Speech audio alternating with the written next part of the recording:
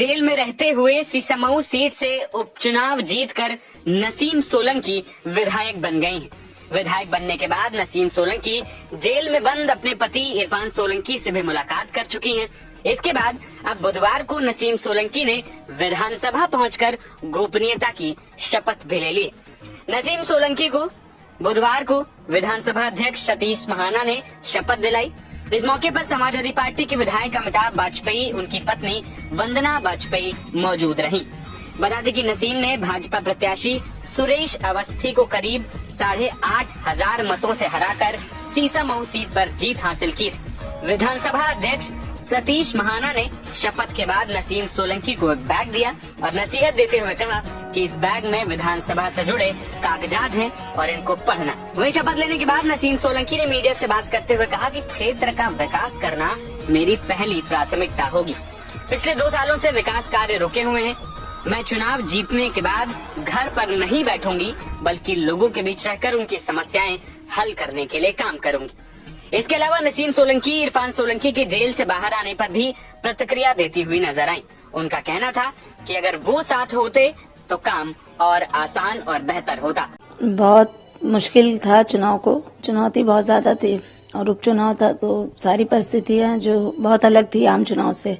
पर हम लोग ने बहुत कोशिश करी, मेहनत करी, खास तौर पे वोटिंग वाले दिन जिस तरीके से वोटर को नहीं पहुंचने दे रहे थे, तो वही एक हम लोग की कोशिश थी और आज हम लोग कामयाब आपके सामने हैं। किस तरह से आप अपनी जिम्मेदारियों का आह्वान करेंगी और क्या आप जो इरफान सोलंकी हैं उनकी क्या आप आगे लड़ाई लड़ेंगी? जो काम जहाँ से रुके थे तो पहले कोशिश करेंगे वो काम, विकास के जो काम रुके हुए वहां से शुरुआत हो और नए काम जो करवाने हैं। तो अभी मेरे पास बहुत ज्यादा समय नहीं है, 2 साल का है, 2-2.5 साल, जो भी 2 साल ही है मेरे ख्याल से अगले चुनाव के लिए। तो कोशिश करेंगे जो काम रुके हुए हैं वहीं से शुरुआत हो और कोशिश ये भी एक विधायक जी आ जाए तो उनको ज्यादा जानकारी भी तो मिलके काम हो जाएगा। एक और सवाल है इससे अलग हटके, संभल में एक हिंसक घटना हुई जिसके बाद तमाम चीजें सामने आई। सरकार का कहना यह है कि वहाँ 2 कम्युनिटीज आपस में लड़ी। यहाँ पे समाजवादी पार्टी का कुछ और रुख है कहना? वहाँ जो चीजें हो रही वो ठीक तो नहीं हो रही है। जो हालात जिस तरीके से जो शहीद भी हुए 5 लोग वहाँ पर, तो वो चीजें ठीक नहीं है। पर राजनीतिक चीजें हैं तो इसके ज्यादा में अभी बहुत ज्यादा हमें जानकारी नहीं है इसके बारे में, तो हम कुछ कह नहीं पाएंगे। नसीम ने सीसामऊ विधानसभा सीट के लिए बीती 20 नवंबर को हुए उपचुनाव में जीत हासिल की थी। ये सीट उनके पति इरफान सोलंकी को एक आपराधिक मामले में 7 साल कैद की सजा सुनाए जाने के बाद विधानसभा सदस्यता रद्द किए जाने के चलते खाली हुई थी।